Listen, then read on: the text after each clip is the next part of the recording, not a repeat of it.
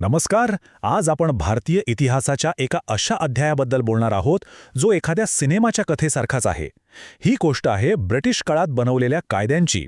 म्हणजे बघा, एक व्यापारी कंपनी म्हणून आलेले इंग्रज थेट या देशाचे राज्यकर्ते कसे बनलेत आणि त्यांच्या कायद्यांनी आजच्या भारताचा पाया कसा रचला, ही सगळी कहाणी आपण आज उलगडणार आहोत. चला तर मग सुरू करूया. कोणत्याही सिनेमासारखं आपल्या या गोष्टीतही काही पात्र आहेत. यात खलनायकाच्या भूमिकेत आहे ईस्ट इंडिया कंपनी, जी व्यापाराचं निमित्त करून आली आणि बघता बघता देशाची मालक बनून बसली. या कथेचा खरा हिरो आहे भारतीय जनता, जिने स्वातंत्र्यासाठी एक मोठा लढा दिला. आणि ही कथा आहे एका साम्राज्याची, ज्याच्या उभारणीतून आणि पतनातून आजची आपली प्रशासकीय आणि कायदेशीर चौकट तयार झाली. तर आपल्या कथेचा पहिला पडदा उघडतोय. इथला संघर्ष आहे ब्रिटिश सरकार आणि त्यांच्याच हाताबाहेर गेलेल्या ईस्ट इंडिया कंपनीमध्ये. कंपनीचा भ्रष्टाचार आणि मनमानी कारभार इतका वाढला होता की खुद ब्रिटिश सरकारलाच तिच्यावर नियंत्रण मिळवण्यासाठी कायद्याचं शस्त्र हातात घ्यावं लागलं. गोष्टीची सुरुवात होते 1773 सालापासून. म्हणजे गंमत बघा, बंगाल जिंकणारी ईस्ट इंडिया कंपनी स्वतः मात्र आर्थिकदृष्ट्या कंगाल झाली होती. कंपनीचे अधिकारी मालामाल होत होते, पण कंपनी कर्जाच्या खाईत लोटली होती. या सगळ्या गोंधळामुळे आणि भ्रष्टाचाराच्या तक्रारींमुळे ब्रिटिश संसदेला आता यात हस्तक्षेप करणं भागच पडलं. तर मग या परिस्थितीतून जन्माला आला पहिला कायदा, रेग्युलेटिंग ॲक्ट. या कायद्याने काय केलं तर बंगालच्या गव्हर्नरला प्रमोशन देऊन गव्हर्नर जनरल ऑफ बेंगाल बनवलं आणि वॉरन हेस्टिंग्स या पदावर बसणारी पहिली व्यक्ती ठरली. इतकंच नाही तर कलकत्त्यात एक सुप्रीम कोर्टही स्थापन केलं गेलं. खरं तर कंपनीच्या कारभारात ब्रिटिश सरकारचा हा पहिलाच अधिकृत हस्तक्षेप होता. पण 1773च्या कायद्यात बऱ्याच त्रुटी होत्या. गव्हर्नर जनरल आणि त्याची काउन्सिल यांच्यात सारखे वाद व्हायचे. हा सगळा गोंधळ संपवण्यासाठी आणि कंपनीवरची आपली पकड आणखी घट्ट करण्यासाठी ब्रिटिश पंतप्रधान विल्यम पिट यांनी एक जास्त प्रभावी कायदा आणला. ही एक प्रकारे दुहेरी तलवारच होती, जिने कंपनीचे राजकीय पंखच छाटून टाकले. या कायद्याने दुहेरी सरकार नावाची एक विचित्र पण हुशारीची सिस्टीम सुरू केली. कंपनीच्या कामाची दोन भागात वाटणी झाली. एक होता बोर्ड ऑफ कंट्रोल, जो थेट ब्रिटिश सरकारला जबाबदार होता. याच्याकडे राजकीय, लष्करी आणि महसुलाचे सगळे महत्त्वाचे निर्णय होते. आणि दुसरा होता कंपनीच्या भागधारकांचा कोर्ट ऑफ डिरेक्टर्स, ज्यांच्याकडे फक्त व्यापारी कामं शिल्लक राहिली. म्हणजे संदेश अगदी स्पष्ट होता, तुम्ही फक्त व्यापार करा, राज्य कसं चालवायचं ते आम्ही बघतो. आता आपल्या कथेचा दुसरा अंक सुरू होतोय. आतापर्यंतचा उद्देश कंपनीवर नियंत्रण मिळवण्याचा होता, पण आता लक्ष बदललं होतं.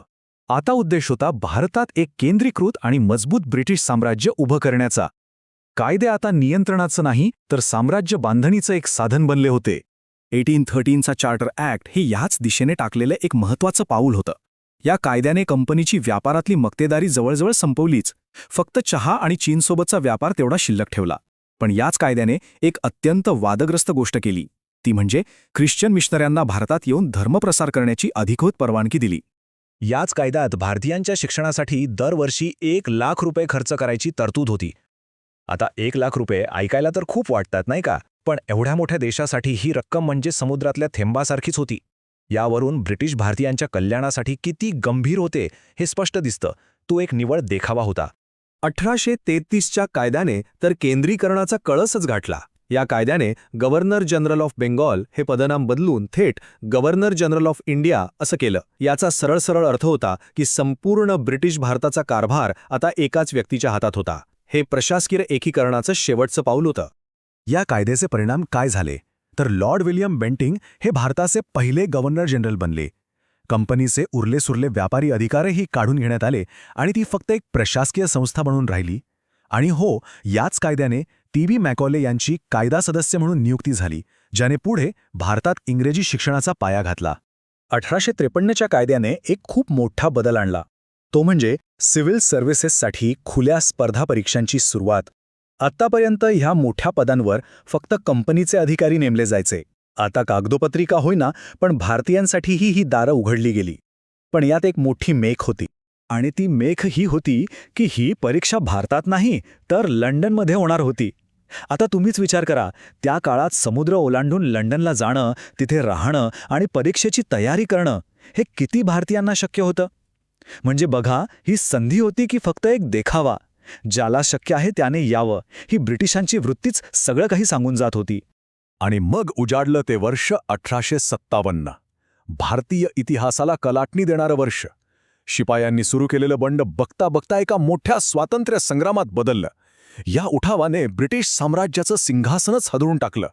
ब्रिटिशांना हे कळून चुकलं होतं की कंपनीच्या माध्यमातून राज्य करण्याची त्यांची पद्धत आता फसली आहे आणि याची एक मोठी किंमत कंपनीला चुकवावी लागणार होती. आता आपल्या कथेचा तिसरा आणि शेवटचा अंक. 1857च्या उठावानंतर ईस्ट इंडिया कंपनीच्या राजवटीचा खेळ खल्लास झाला. भारताचा कारभार थेट ब्रिटिश राणीच्या म्हणजेच क्राऊनच्या हातात गेला आणि इथूनच अगदी हळूहळू का होईना पण भारतीयांना कायदे बनवण्याच्या प्रक्रियेत सामील करून घ्यायला सुरुवात झाली. 1858च्या कायद्याने खूप मोठे बदल घडवले. सगळ्यात महत्त्वाचं म्हणजे ईस्ट इंडिया कंपनीला कायमचंच संपवण्यात आलं. भारताचा कारभार आता थेट ब्रिटिश राजघराण्याकडे गेला. गव्हर्नर जनरल हे पद गेलं आणि त्या जागी व्हाईसरॉय हे नवीन पद आलं. लॉर्ड कॅनिंग हे भारताचे पहिले व्हाईसरॉय बनले. सोबतच लंडनमध्ये ब्रिटिश मंत्रिमंडळात भारत सचिव नावाचे एक नवीन पद तयार केलं गेलं. 1857च्या धक्क्यानंतर ब्रिटिशांना एक गोष्ट मात्र कळून चुकली होती की भारतीयांना प्रशासनापासून पूर्णपणे बाजूला ठेवणं धोकादायक ठरू शकतं. याच विचारातून 1861चा कायदा आला. या कायद्यानं पहिल्यांदाच काही भारतीयांना व्हॉईसरॉयच्या कायदेमंडळात अतिरिक्त सदस्य म्हणून घेतलं. हे एक लहान पण प्रतिकात्मकदृष्ट्या खूप महत्त्वाचं पाऊल होतं. याच कायद्यानं आजच्या मंत्रिमंडळासारखी पोर्टफोलिओ सिस्टीम पण सुरू केली. सुरुवातीला भारतीय सदस्यांना फक्त बैठकीला हजर राहून सल्ला देण्यापुरता अधिकार होता. पण भारतीय राष्ट्रीय काँग्रेसच्या स्थापनेनंतर राजकीय हक्कांसाठी आवाज उठू लागला होता. आम्हाला फक्त ऐकायचं नाहीये, आम्हाला प्रश्नही विचारायचे आहेत, बजेटवर चर्चा करायची आहे, ही भावना आता जोर धरू लागली होती. या मागणीला 1892च्या कायद्यात थोडंसं यश मिळालं. 1861 आणि 1892च्या कायद्यांमधला फरक बघितला की हा प्रवास लक्षात येतो. जिथे आधी फक्त सल्ला देण्यापुरतं स्थान होतं तिथे आता बजेटवर चर्चा करण्याचा आणि सरकारला प्रश्न विचारण्याचा अधिकार मिळाला होता. ही अजूनही खरी लोकशाही नव्हती, पण भारतीय प्रतिनिधींच्या आवाजाला एक व्यासपीठ नक्कीच मिळालं होतं. आता आपण 20व्या शतकात आलो आहोत. बंगालच्या फाळणीमुळे आणि वाढत्या क्रांतिकारी चळवळींमुळे देशात असंतोष पसरला होता. हा असंतोष कमी करण्यासाठी आणि मवाळ नेत्यांना खुश ठेवण्यासाठी 1909 साली मॉर्ले मिंटो सुधारणा कायदा आणला गेला. पण ह्या सुधारणांच्या गोड बोलण्यामागे एक अत्यंत धोकादायक डाव लपलेला होता. आणि तो डाव होता फोडा आणि राज्य करा या कुटील नीतीचा. या कायद्याने मुस्लिमांसाठी स्वतंत्र मतदारसंघ तयार केले. याचा अर्थ असा होता की मुस्लिम उमेदवार फक्त मुस्लिम मतदारांच्या मतांनीच निवडला जाईल. या एका निर्णयाने भारतीय राजकारणात धर्माच्या आधारावर एक अशी उभी फूट पाडली ज्याचे भयंकर परिणाम पुढे देशाला फाळणीच्या रूपात भोगावे लागले.